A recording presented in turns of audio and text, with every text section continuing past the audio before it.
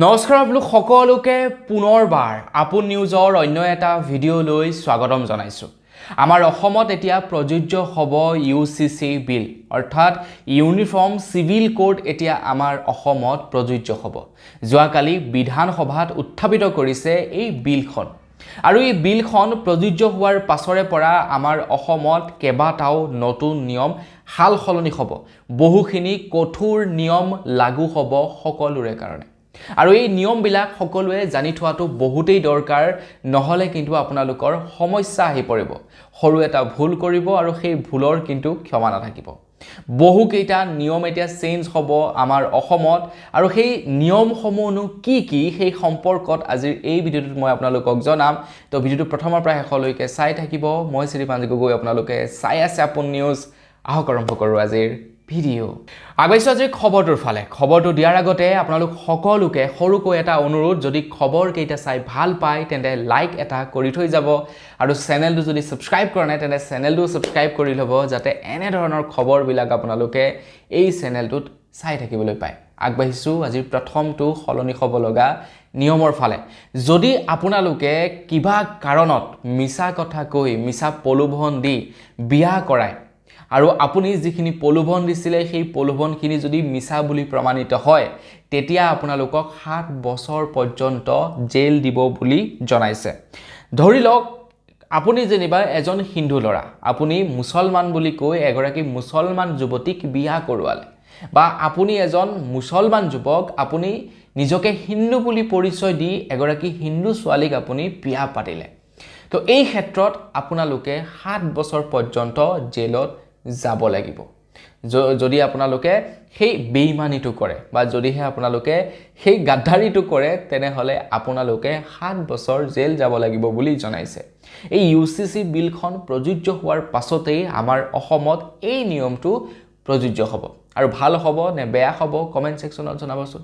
বহুতো ছোৱালীৰ জীৱন ধ্বংস হৈ গৈছে এনেকুৱা মিছা প্ৰলোভনত পৰি বিয়া হোৱাৰ বাবে। নিজকে মুছলমান বুলি পৰিচয় দি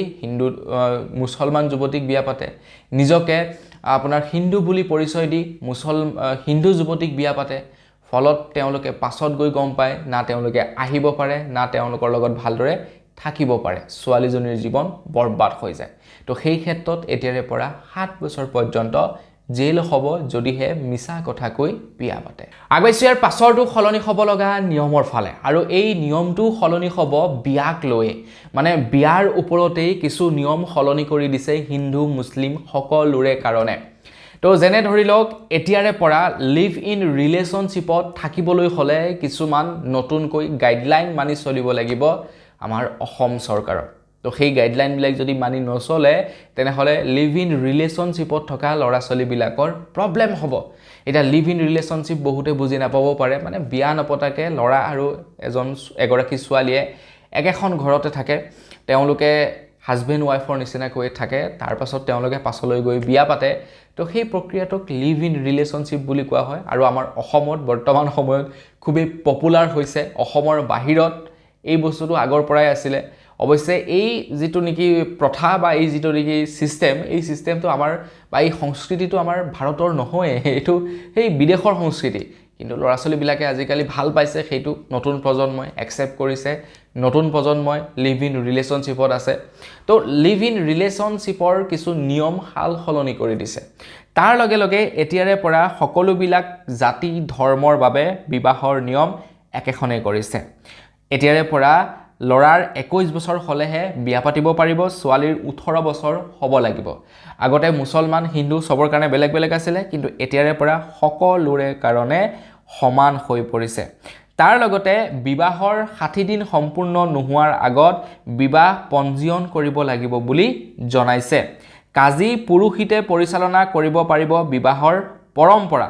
তো তেওঁলোকে আগৰ পৰা যি ধৰণে বিয়াৰ মানে নিয়ম নীতিবিলাক কৰি আছিলে কৰিব পাৰিব, কিন্তু 60 দিনৰ ভিতৰত তেওঁলোকে পঞ্জীয়ন কৰিব লাগিব। বিবাহ বিচ্ছেদৰ কাৰণ সকলোৰে ক্ষেত্ৰত একেখিনিয়ে। এতিয়া বিবাহ বিচ্ছেদৰ ক্ষেত্ৰত আমাৰ মানে হিন্দুৰ বেলেগ, মুছলমানসকলৰ বেলেগ। মুছলমানসকলৰ তালাক 3 তালাক কৈ দিয়াৰ লগে লগে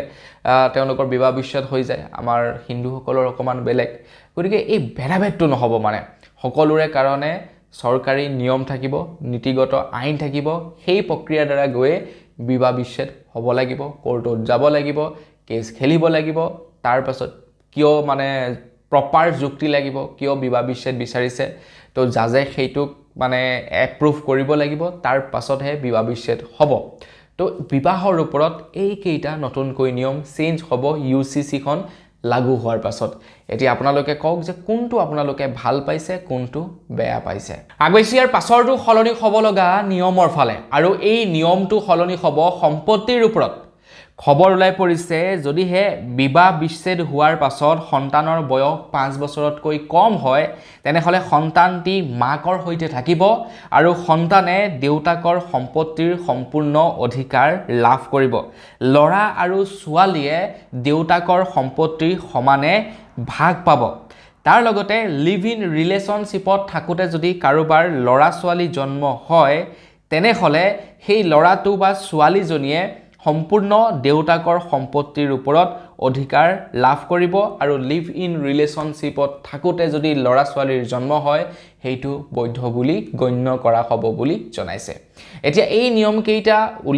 মানে ৰাইজৰ আগত প্ৰকাশ কৰাৰ পাছতে কিছু লোকে কৈছে যে যেনেকৈ নেকি ল'ৰা ছোৱালীৰ কাৰণে সম অধিকাৰ কৰি দিছে যেনেকৈ নেকি লৰাই যিমান সম্পত্তিৰ ভাগ পাব দেউতাৰ ছোৱালীও সিমানেই ভাগ পাব গতিকে এতিয়াৰে পৰা মাক দেউতাককো ছোৱালীজনীয়ে চোৱা চিতাৰ দায়িত্ব ল'ব লাগিব হেয়াই নহয় দেউতাকৰ যদি ঋণ আছে লৰাই যিদৰে পৰিশোধ কৰিব লাগে ছোৱালীগৰাকীও পৰিশোধ কৰিব লাগিব ঘৰখন যেনেকৈ লৰাই বনাব লাগে ঠিক তেনেকৈ ছোৱালীজনীও ঘৰখন বনোৱাৰ ক্ষেত্ৰত পইচা দিব লাগিব বোলে মই ছোৱালী বিয়া হৈ ওলাই যাম নহব একচুয়ালি এই নিয়মবিলাক ইয়াতে ইনক্লুড নহয় কিন্তু একাংশ লোকে দাবী উত্থাপিত কৰিছে এই নিয়মবিলাকো ইনক্লুড কৰিবৰ কাৰণে কাৰণ ছোৱালীবিলাকে বিয়া হৈ ওলাই গুচি যায় মাক দেউতাককটো লৰাই চাব লাগে ন গতিকে দেউতাকৰ সম্পত্তি যেতিয়া ল'ৰা আৰু ছোৱালীয়ে সমানে ভাগ পাব গতিকে সেই ক্ষেত্ৰত ছোৱালীজনীও দায়িত্ব ল'ব লাগিব মাক দেউতাকৰ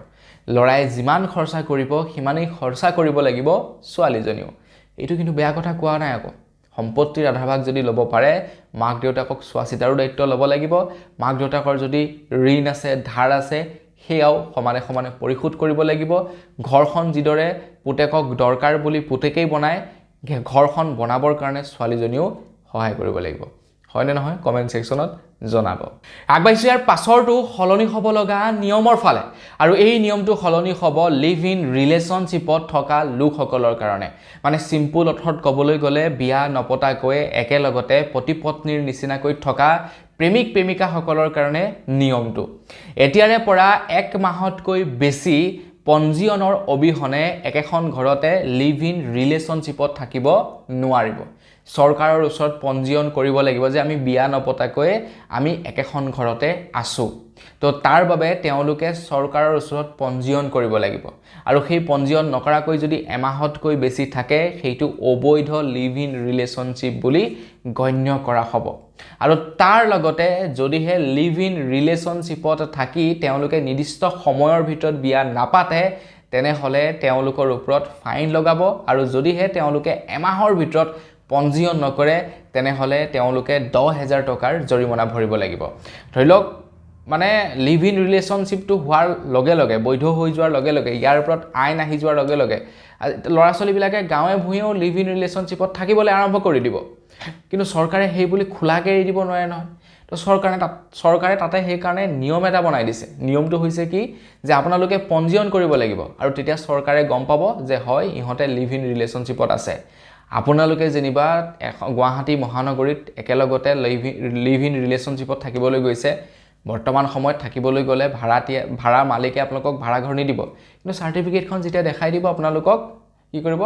ভাড়া ঘৰ দি দিব আপোনাক থাকিবলৈ দিব মানে আল্টিমেটলি আপোনালোকে কোৰ্ট মেৰেজ কৰি থোৱাৰ নিচিনা এতিয়া আপোনালোকে যিহেতু লিভ ইন ৰিলেশনশ্বিপৰ বাবে পঞ্জীয়ন কৰিব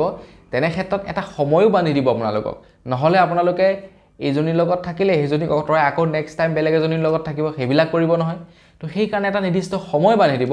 যে আপোনালোকে লিভ ইন ৰিলেশনশ্বিপত আছে হয় কিন্তু এই সময়টোৰ ভিতৰত বিয়া পাতিব লাগিব আৰু যদি বিয়া নাপাতে তেনেহলে জৰিমনা ভৰিবও লাগিব তো এইটো এটা নিয়ম প্ৰস্তুত কৰি দিছে যাতে অকনমান নাকিও লগাব পাৰে নহলে কেনেকুৱা হ'ব ভাবকচোন বাৰু পঞ্জীয়ন কৰি ল'ব বোলে আমি দুটা লিভ ইন ৰিলেশ্যনশ্বিপত থাকিম 6 মাহ এবছৰ থাকিব তাৰপিছত সেইজনীক এৰি দিব আকৌ এজনীৰ লগত থাকিব সেইজনীৰ লগত লিভ ইন ৰিলেশ্যনশ্বিপ আছো বুলি পঞ্জীয়ন কৰিব